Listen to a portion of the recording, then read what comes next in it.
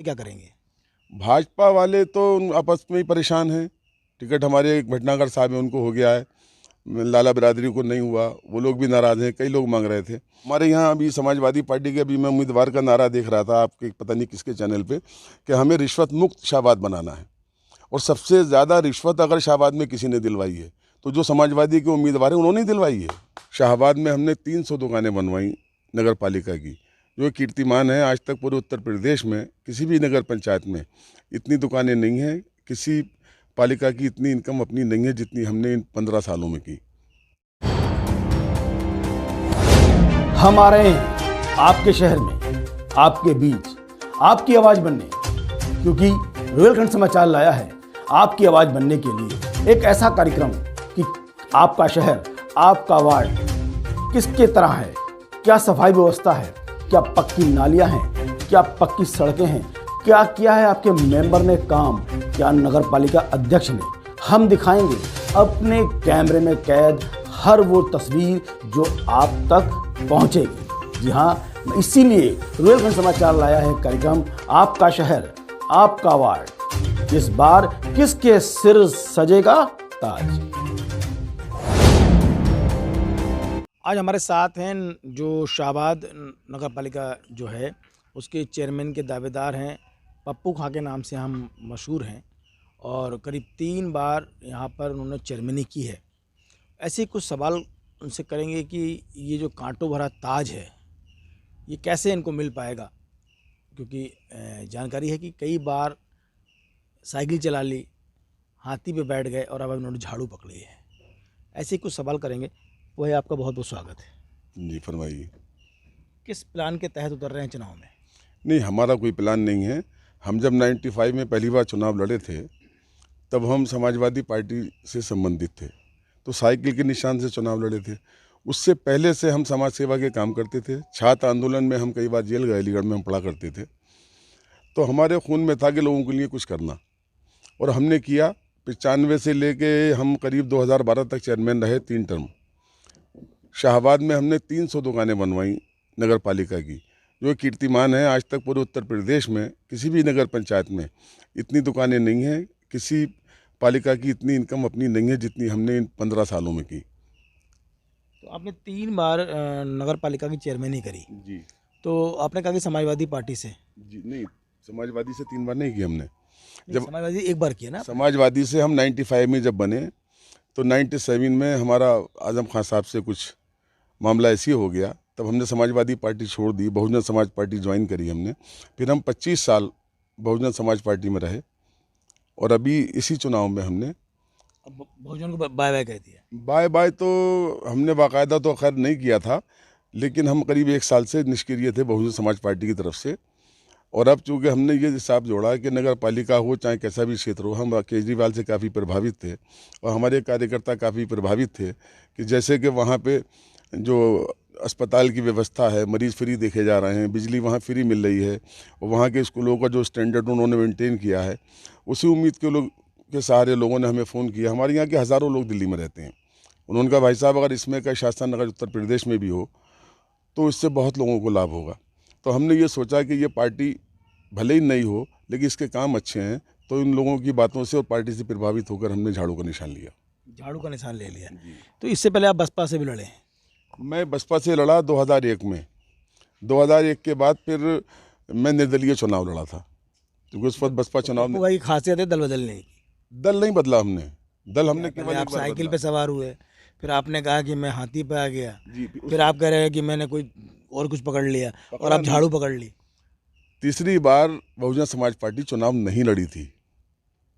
चुनाव नहीं लड़ी थी, किसी को टिकट नहीं दिया था, निशान नहीं दिया था। हम बहुजन में ही थे। अब क्या हो गया, बहुजन से भाग गया है? बहुजन समाज पार्टी से कुछ हुआ नहीं, कोई ऐसा हमारा उससे कोई शिकायत नहीं है, लेकिन हमें जो एक नई डेवलपमेंट दिखाई दी है, नई ऊर्जा दिखाई दी जिस पार्टी में, उस वजह से हमने प्रभावित होकर इसको किया है। आम आदमी पार्टी आपने जी दामन थाम लिया। जी। तो बहुत बड़ा कांटो भरा ताज है। कहाँ अभी आम आदमी पार्टी का स्कोप है उत्तर प्रदेश में? नहीं, पार्टी का स्कोप कहीं नहीं होता है, जनता का स्कोप होता है। पार्टी का स्कोप क्या दिल्ली में था 10 साल पहले? कोई जानता था केजरीवाल को? लोग मजाक उड़ाते थे कि ये अन्ना हजारे वाले कैसे बन जाएंगे। तो आप भी तो इस समय रामपुर का केजरीवाल हो रहे हैं। नहीं, मैं रामपुर का केजरीवाल नहीं हूँ, मेरे साथ जनता है।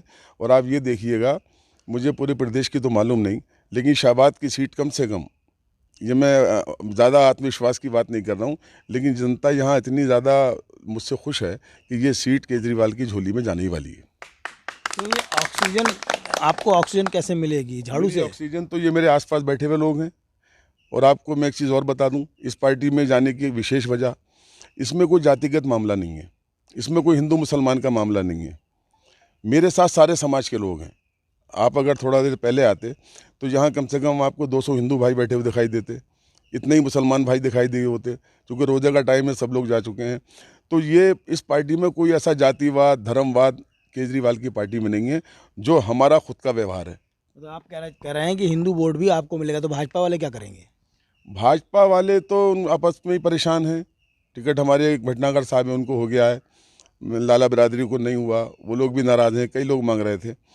और मैंने इतने काम किए हैं अपने हिंदू भाइयों में कि मुझसे बहुत ज़्यादा प्रभावित हैं, मुझसे बहुत ज़्यादा प्यार करते हैं। आप पर पहले हिंदुओं को भड़काने का आरोप भी लगा कि आप भड़का देते हैं।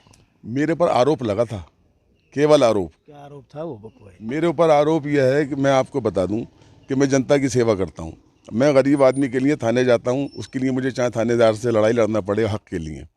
मेरे ऊपर आज तक पूरे जीवन में जो आप आरोप बता रहे हैं, एक भी मुकदमा जनता के द्वारा नहीं लिखा गया।